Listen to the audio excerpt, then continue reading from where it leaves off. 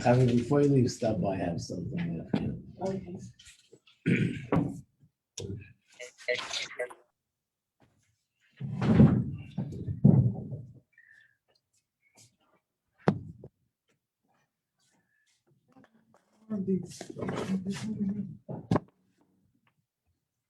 Okay, good morning, everybody.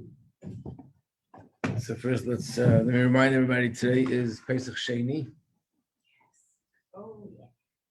So first of all, there are halachic ramifications. We don't say tachon today.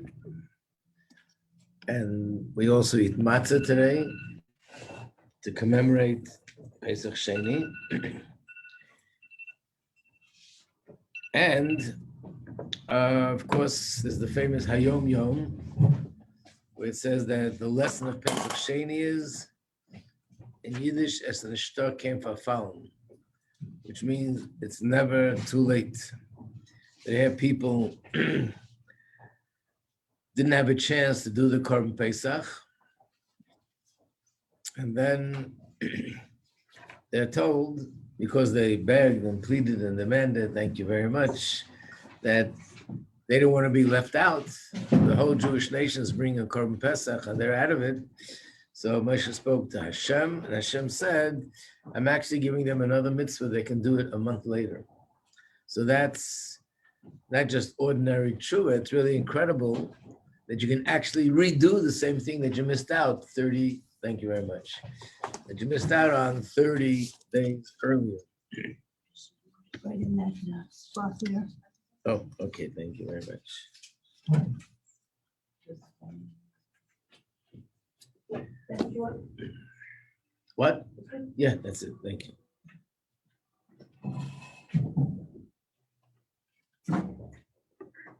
And of course, this is well known. I'm just going to repeat it briefly. The Rebbe spoke about this numerous times. Maybe we can say every single year, whenever the opportunity came, that there was something related to Pesach Sheni, the Rebbe would talk about this. That here was a mitzvah, like all other mitzvahs. This is not just a custom, it's a mitzvah, it's one of the 613 mitzvahs. And the Yidden only got 612. Could you imagine? They got the Torah, they had all the mitzvahs, and they were missing one mitzvah. And when did they get that mitzvah? When they demanded it, that's when Hashem gave it to them. So the Rebbe says from this we learn that there are certain things that Hashem has it already set to go, but he's waiting for whatever reason. This is one of those mitzvahs that Hashem is waiting for us, that we need to ask for it and show that we care, and then Hashem gives it to us. So of course, we can learn from this regarding Mashiach, that we're living in a time where it's all set, that Mashiach is ready, and Geula is ready. So why doesn't that happen? There's a little part that Hashem wants us to do, and that's going to make it happen in actuality.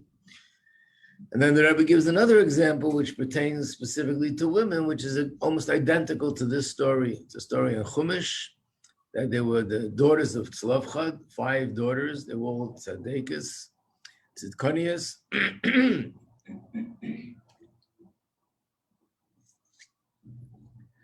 Their father passed away, and according to the laws of inheritance, they weren't entitled to inherit. And they came to Moshe with the same sort of, almost the same phrase, Loma Nigara, why are we worse than everybody else? Why can't we have a part of the land? And they showed their love for the land of Eretz Yisrael. And again, Rashi says in Chumash, this parsha was already written up and it was already prepared. But Hashem waited for these women to come and ask for it, and Hashem gave it to them. So this helps us understand how regarding Mashiach, this is where we're holding now. There was a time, I guess, before where it wasn't just about us demanding, we weren't really ready. Now everything is all ready to go, and Hashem is just waiting for us to ask. And that's when the Rebbe came out with, we want Mashiach now, and so on, and so forth. But of course, the biggest, the original point of Pesach Sheni is the idea that even something which I missed out on, something which I didn't do, something which I did wrong, we can do tshuva, and do tshuva in a way as if it could be redone again, and accomplish exactly what I would have accomplished when I did it the first time. By the way, when the Rebbe brings the example of Pesach Sheni regarding Mashiach, what we see in Pesach Sheni is not only that they were bothered and they were granted another opportunity. Through them and because of them, this brought Pesach Sheni for the whole Klal Yisrael, that in all the future generations, any single Jew that ever missed out on Pesach could make up for it. So the same is here with Mashiach. By us individuals asking for Mashiach, will bring Geula for everybody, for Klal Yisrael. Okay, we'll go back to the Mamar now. Rabbi Majeski, there was somebody from Sala, I don't think he was here, but he had COVID and he was in a coma for the whole month, all throughout Pesach. And when he woke up, it was almost Pesach Sheni, and he celebrated post Pesach Seder on Pesach Sheni. Wow. Right. Well, it definitely wasn't his fault that he missed out.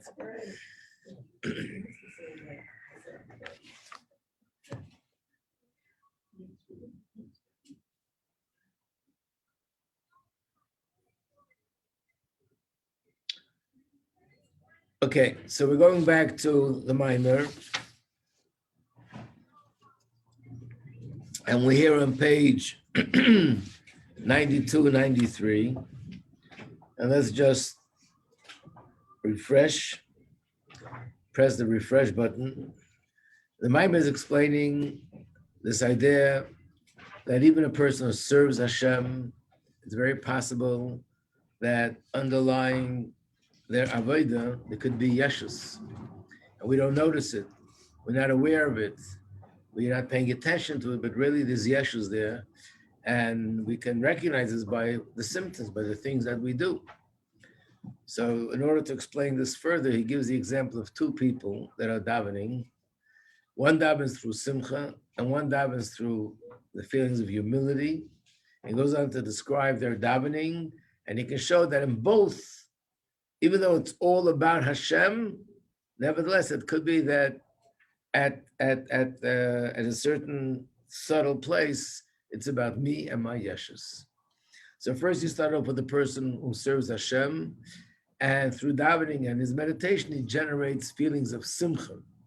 And that is the person that thinks about the greatness of Hashem, how awesome Hashem is. And through meditating on Yesh Me'ayin, that the creation of Yesh Me'ayin is something absolutely amazing, for two reasons.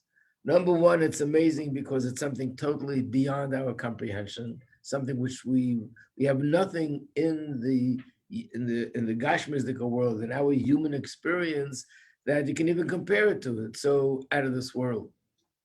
And the second thing is that when you understand properly the process of Yesh Me'ayin, it seems to be such a contradiction, such a paradox. It's impossible for this to take place.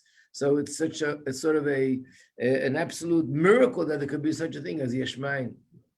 And what's the contradiction? Contradiction is that in order for the ayin to create the yesh in the process of yesh me'ayin, the ayin has to withdraw, conceal itself, hide itself, because the ayin is a realm that gives no room for something like yesh. It doesn't exist. That's why it's called ayin. The yesh doesn't exist, even in potential. So if the ayin would be revealed, there couldn't be the yesh. So the yesh me'ayin is created by the ayin, in a sense, hiding itself, drawing itself. On the other hand, Yesh Me'ayin needs and is constantly dependent on the source. The source has to be so connected to it that even for 1 second, if the source would let go, it couldn't exist. And these two things are opposite. It's like saying, in order for this to create, I have to be as close as I can. And then to say that in order for this to be created, I have to be as far as I can at the same time.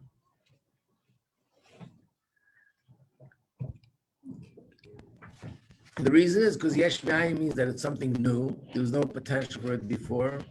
And when something new is created, it needs the creative force constantly renewing it and sustaining it, because if not, it has no basis to stand on its own whatsoever. Did you say there was no potential? I I said the word ayin means that the yesh doesn't exist, not only in actuality, it doesn't even exist in potential before it was created. That's what yesh ayin means. I thought there's always a level between where there's potential. Right. We had a whole class on this. Yeah. So we're on page 93 on the bottom. And in order to understand it better, let's see the contrast. In this sense, this unique paradox is not in the case of Elavol, cause and effect. So he's going to use the example of Seichel and Midas, intellect and emotion. Intellect is the Ila, emotion is the O. Intellect is the cause, emotion is the effect. So intellect is the creating force, and emotion is the product that's being created. Over there we see, it's not like Yesh Me'ayin. She'ef sheli es hamida, gam kishiyishka chesatam. It's possible for a person to meditate on something. As a result of that, it creates a certain emotion. And later, a little while later, you are still experiencing that emotion and you don't even remember what was the original reason or logic or thought process that got you to that emotion. I mean, this is something extreme, but I think I told this story once. I was a friend of mine that I know, a very close friend, and I attended every single simcha in his family. One day, I come to a simcha, and I see someone sitting at the head table. And I say, who's this? Like, it looks like a family member. In fact, you even have resemblance to this person's father. And I said, and I never saw him by any simcha. Well, he must live somewhere overseas. So no, actually, he lives not far from here. They haven't been talking to each other for 30 years. So wow, so how do they get together? Well, they just couldn't remember why they were upset at each other, 30 years later. But we all see this on a personal level. And the same thing is also with the Ruchnisdige things, that sometimes there's a thought process. The thought process creates a certain emotion. And you have to make an effort to remember what was that thought process, but you're all left with the emotion. How could that be? If the thought process created the emotion, how could the emotion exist without the thought process? So this is the answer, because the emotion is not yesh me'ayin. The emotion has a life of its own. The thought process merely, like, just as a trigger that allows the emotion to move from its potential state to its actual state. And when that happens, even if the source is removed, it can still continue on its own. So like the marshal we said with anybody that builds anything, you take a piece of wood and you put it together and you build something with it. You take a piece of metal, like the Alter Rebbe says in Tanya, you make a vessel out of the metal. So the reason why you don't have to stand there and hold it all the time is because even the form and shape, the menorah that you made with the metal is not new. What do you mean it's not new? It wasn't here before. It wasn't here in actuality, but it was here in potential. The metal already carried the potential to be formed in any shape. If you make it hot and you can start forming it, you can form it in any form and any shape. So therefore, the metal is not new. And when I remove my hands, it can continue to exist on its own. So the thought is the yesh? The thought is the ila. Ila ba'ol. The emotion is coming yesh yesh. If it's yesh meyesh, then the thought is the yesh. If we use that language, yesh meyesh, then the thought is yesh and the midas are yesh. But the midas were already included in the thought.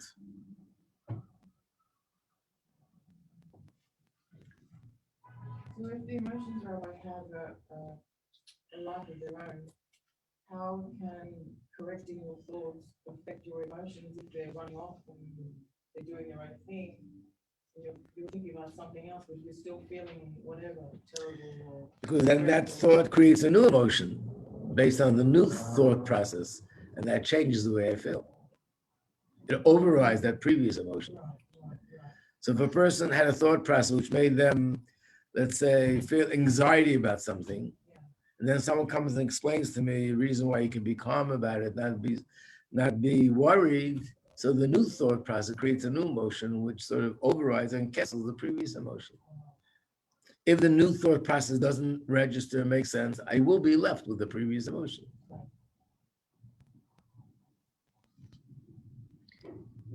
But he says that even though it's true that the emotion continues without the thought process, it must be that in some subconscious state, that thought process is still there. And I need, and that's why I'm feeling what I'm feeling. But in the case of Yesh Mi'ayin, the Yeshu is Chachos, being that this Yesh is totally new, which means it before it was created, it does not exist at all, not even in any kind of potential state. In those cases, so the creative force that creates something new, which is totally, completely, absolutely new, it must be there all the time, and only then can it continue to exist. And if the source would be removed for one moment, it couldn't last that moment, it would be gone. Like the mashal we gave the other day, if you take a stick and you walk it, you take a doll and you walk it, you can do it for 1,000 years nonstop, but the moment you let go, it'll fall down because it doesn't have the potential to walk. It's only walking because of me, and the moment I'm not involved, it falls down. All those things that we know that if I work on it, later I could see it sort of continuing on its own. These are things that had the potential before I came into the picture. And therefore, all I'm doing is releasing its own potential. It's not totally new, right? So now he's going to conclude. Page 95 in the book. If you're following the booklet, sorry, I forgot to mention, if you're following the original booklet, then we are on page 10.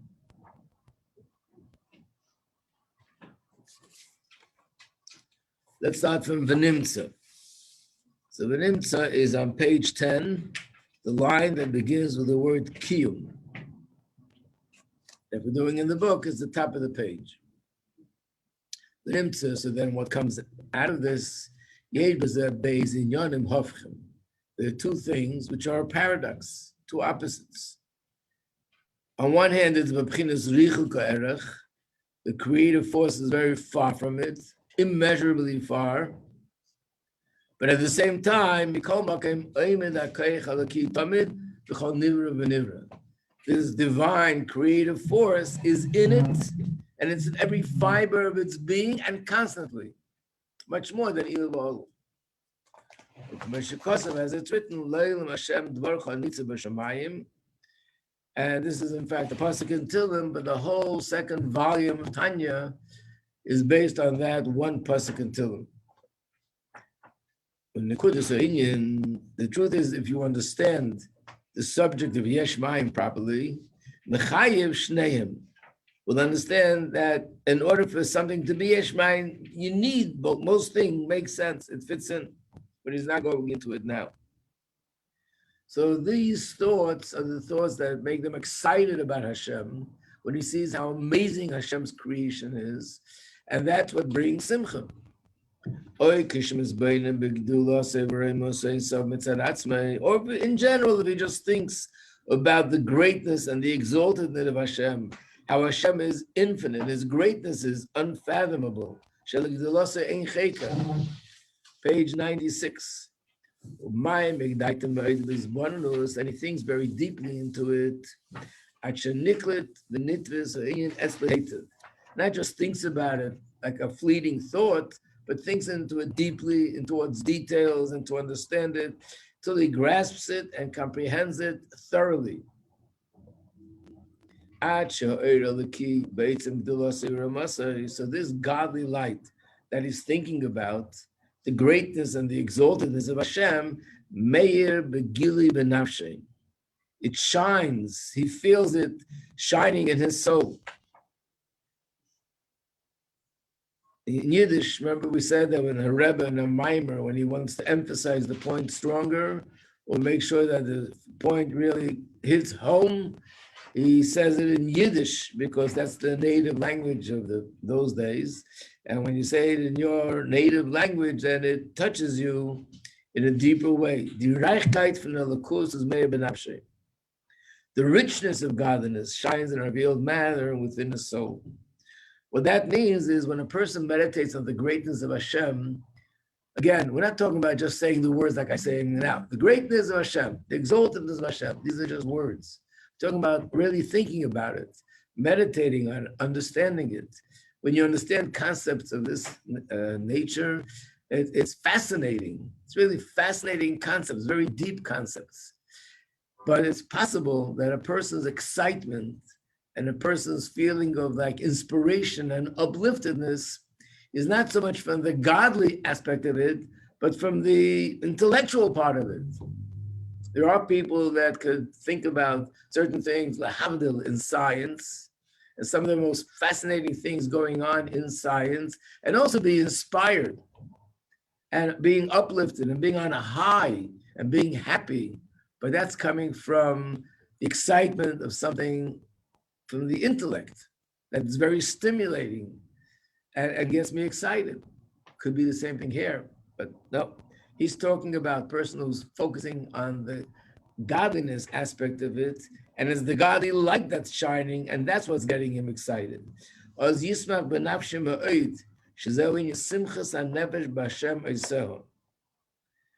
V'yidbak nafshi b'elikus, and when he thinks of it this way, his soul will attach itself to godliness, b'dveika, b'chasheka, b'nefesh ha'keiko, feel all these exciting feelings, like a yearning, a desire, a thirst, and of course an excitement to be able to embrace Hashem and to connect to Hashem.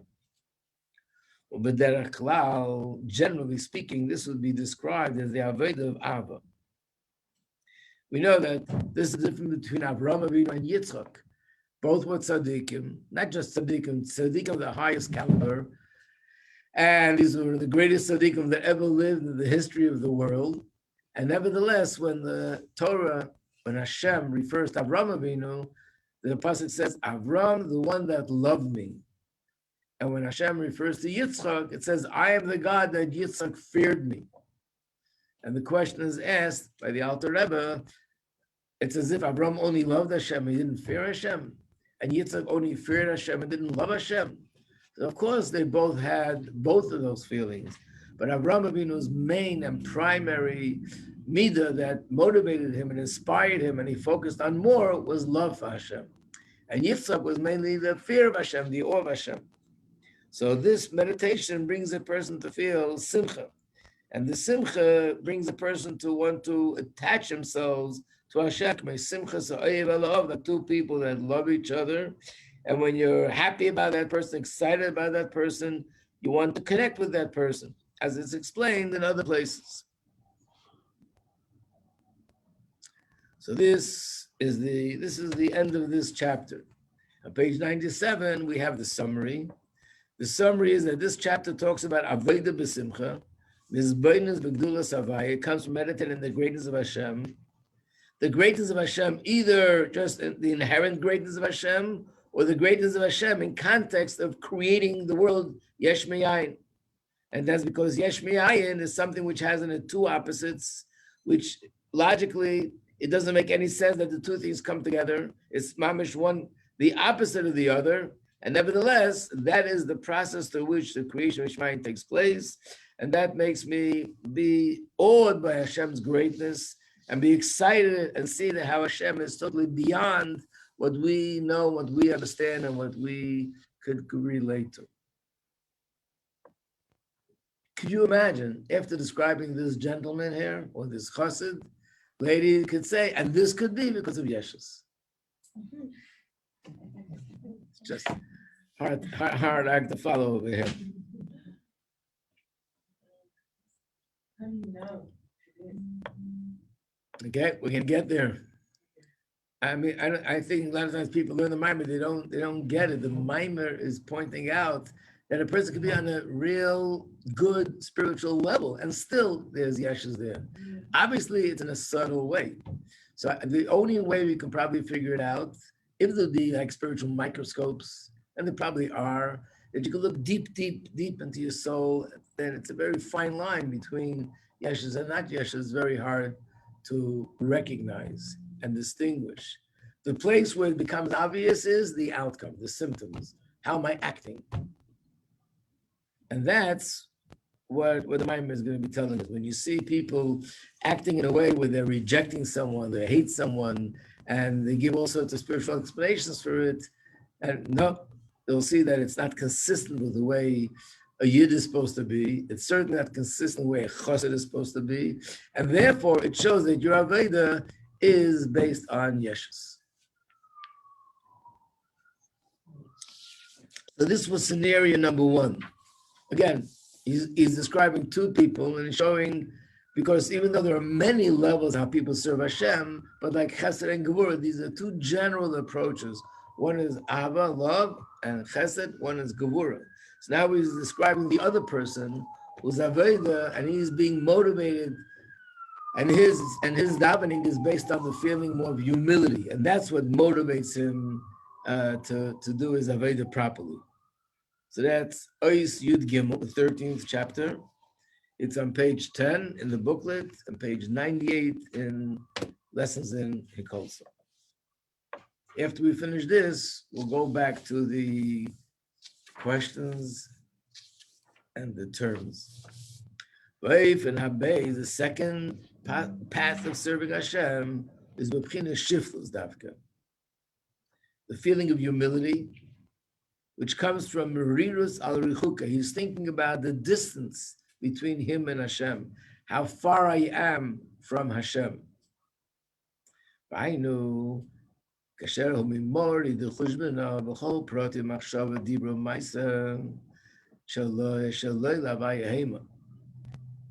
a person is a person who makes an account, there's an expression in Chassidus, which is, you see it in English, it's in a quote, master of accounting. Just like Begashmias, you have people go to school and they actually get a master's degree in accounting, which means they've mastered the skill to be an accountant. So there's such a thing also, you've mastered the skill to make a spiritual accounting of your neshama, which is basically, what does an accounting mean? A person thinks about like taking stock of what I'm doing, what I'm thinking, the way I speak. And in some places it says it's about considering 3 points. 1 point is the way I should be. And the other point is the way I could be. And the third point is, how was I actually? You might remember that in the beginning of the year when we were learning Iyar at Tshuva, I added that there's a Hasidic sort of humorous way of explaining that one should be a master of accounting. What does that mean? That you should make the accounting like a master. In other words, in a business, there's an employer and an employee. So accountant is someone that sometimes could be not even part of the staff, could be a person from the outside, and he comes to you every quarter of the year or every once in a while, and he makes an accounting. Could you imagine the accountant sits down with all the books, and he sits down and he calls in the employer, and he says, I'd like to tell you, I don't know if you're aware, but your business has been losing this quarter $100,000. And the guy goes white, and he's holding on to the table, and he's like, I can't believe it.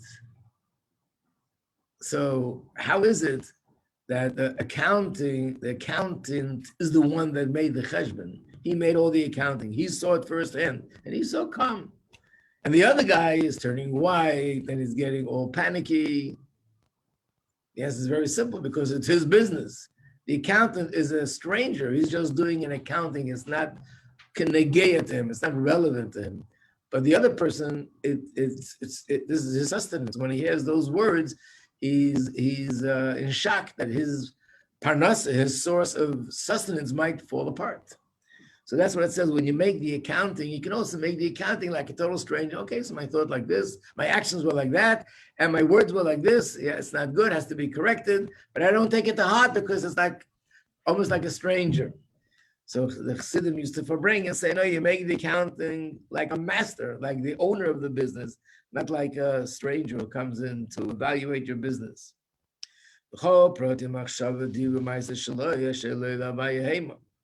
So he thinks in his mind about all his thoughts and words and actions, which were not directed to Hashem.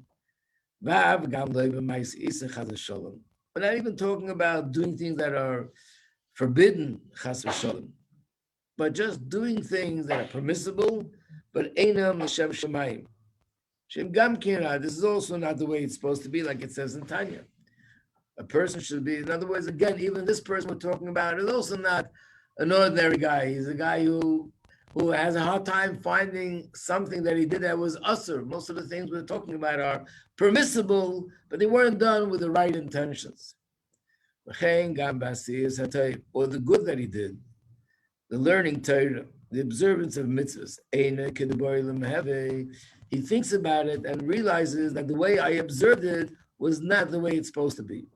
So we know there's two parts to a mitzvah. There's the body of the mitzvah and the neshama of the mitzvah. The body of the mitzvah is the mitzvah. Put on tefillin. I put up a mezuzah. My ears hear the sound of the shofar. My mouth bites into the matzah, and I digest the matzah.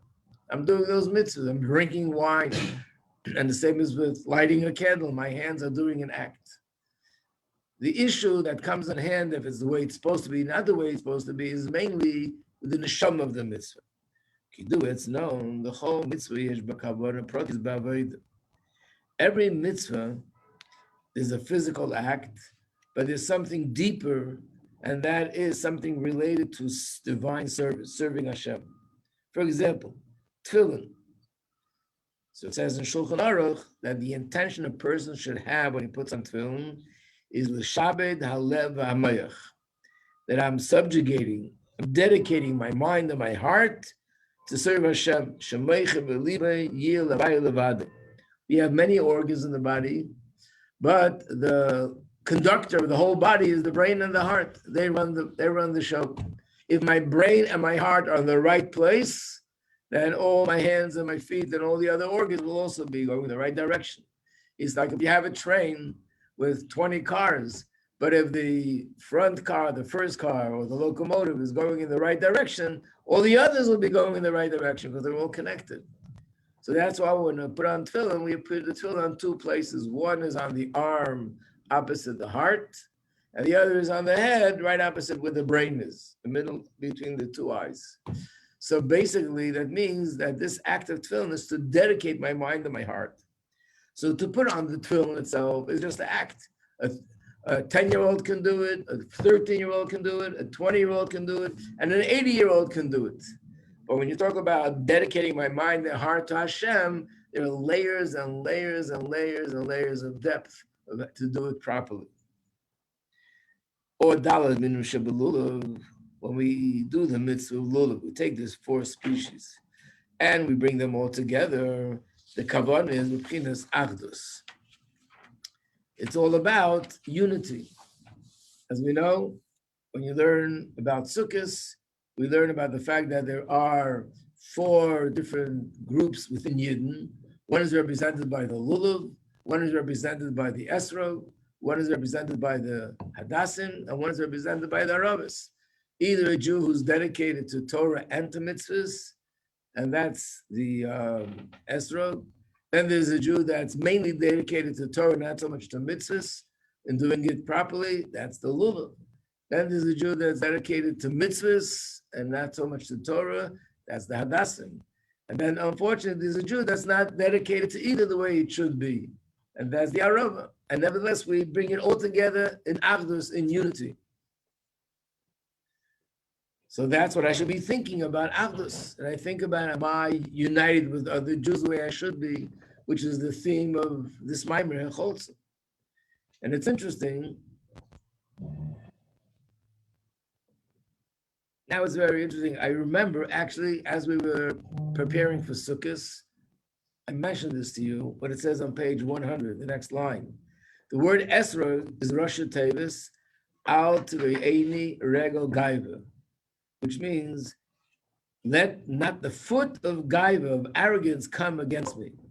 Even the foot, meaning even one iota of Gaiva shouldn't come to me. I should be totally bittul. So I remember actually saying, as I said those words, what's the connection to Lulav and Esrog? I'm not sure, but it's an interesting acronym. I think now it's very clear. What's the connection to Lulav and Esrog? Let me hear what you would have to say. Okay, not everybody at once.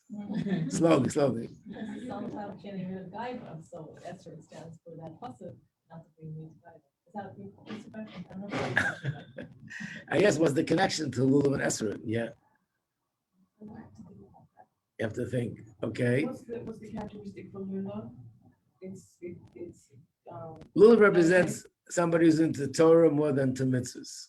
right, and then the Esra represents Torah and mitzvahs. So they each have something missing, so they've got to come together to be. And the whole idea is that all four Yidden come together with Avdus. So I'm asking a question. Listen to my question. I'm going to ask the question in such a way that you're going to have to know the answer. So what's the connection between Avdus and not having Gaiva? So in order to be connected, you need to put yourself. That's right. That's what the whole Mamar is about. The whole Mamar is explaining that the basis for sinas chinam, the basis for division and the separation between one Jew and another is Yeshus. So it fits in perfectly that being that Lulav and Esrog, this mitzvah is about Avdus. So therefore the Esrog is Rosh Tevis.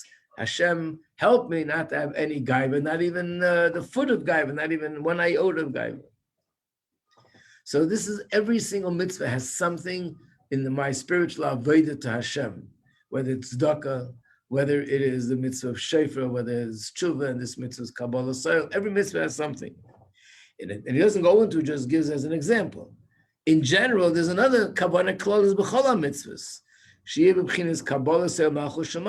Besides that, every mitzvah has the general intention that through this mitzvah, I'm accepting Hashem, I'm embracing Hashem, I'm connecting to Hashem. And the Rebbe points out, we actually see this in the mitzvah itself, that there's two aspects. One is a common denominator to all mitzvahs. Doesn't matter if it's a big mitzvah, a little mitzvah, a harsh mitzvah, light mitzvah, severe. It makes no difference. Whether it's a mitzvah like eating matzah on Pesach, or it's a mitzvah which is, well, let's think what could be in the category of something which is a lighter kind of a mitzvah. Giving tzedakah to somebody, there's no punishment if you don't eat tzedakah. There is a punishment if you don't eat matzah. There is a punishment if you eat on Yom Kippur. So there's a certain common denominator that makes no difference what the mitzvah is.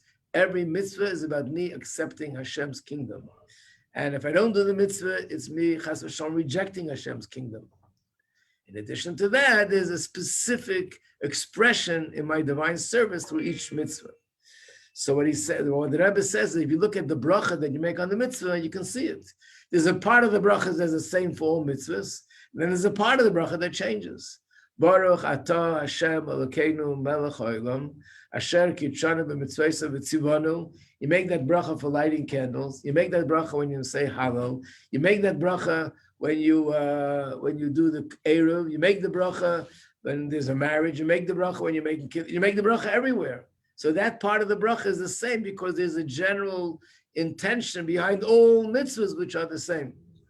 And then there's a specific intention, and that's when you finish the bracha, this one's on Netilas Yadayim, this one is tzitzis, this one is tefillin, this one is shofar, and each one is separate. Like it says in Sefer Shalbeinim in Tanya, Perik Aleph, the things which we just mentioned here. So if a person thinks about his mitzvahs, and he thinks that even though he did the actual act of the mitzvah, but ein asis ha-mitzvah b'eifem kazeh, I didn't really do it with a kavanah. In fact, in Tanya, in the chapters 38, 39, 40, we just had that recently in in Chitas, and now we're in the 40s, Mem Aleph, Mem Beis, Mem Gimel, we're up to Mem Zayim, Mem Ches. It talks all about this part of it, the love for Hashem, the fear of Hashem, the intention, how that carries my mitzvah to a whole different place. So if a person thinks I did the mitzvah, but bekridus, in a cold way, this is a phrase that's found very often in the Sikhs. Person does the mitzvah as a matter of a habit. I've been doing this for a long time and I continue doing it. It's just by rote. That's called doing a mitzvah not the way it should be. I've observed the mitzvah. I can't say I didn't. I followed what Hashem told me, but it's not the way it's supposed to be. What does that word mean? Make? Which word? The meheve.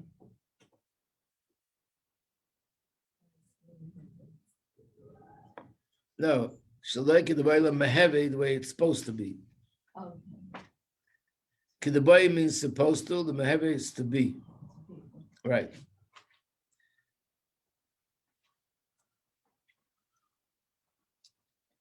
And this is an area where a person could observe the mitzvah with the intention. And as far as intention is concerned and emotion is concerned, there are layers and layers, infinite layers of depth.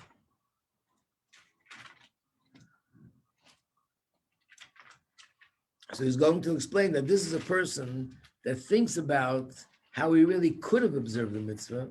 And the more he thinks about that, this makes him feel humility that he's not serving Hashem properly. In fact, the more you understand the greatness of Hashem, the more you understand how your service is not really consistent with Hashem's greatness. To be continued. And of course, never is this supposed to be chas v'shalom, a feeling to make a person depressed, but it humbles me, and that motivates me to serve Hashem in a proper way. Okay. To be continued. Thank you, Rabbi. Very welcome. It's so powerful. It's the very antithesis of arrogance. I can understand where the river's going. Yep. I mean, there's a phrase in Pirkei Avos. Is it in Pirkei Avos? If there is unity, then everything is there. It's a Rashi and Chumash, actually, not Pirkei Avos. Rashi and Chumash, where there's a lot of brachas, and it says, and you'll have peace. And Rashi says, if there's no peace, no unity, then all the brachas, in a sense, are almost like useless. It's like having a cup, and you could put water in it, you can put wine in it, you could have expensive wines, you can put mashke in it, expensive mashke, you can put in juice, anything you want, but if it's broken, it's not connected, everything leaks out. Regardless of how people think something should be done, it's just really important to just be together and do whatever it is, like right. Community projects. Right. People don't understand how important it is in a community, in a family, and even impersonally, that a person shouldn't feel splintered. Right. And there should be a cohesiveness within myself, within my family, within my community, that this enhances everything. Okay. To be continued.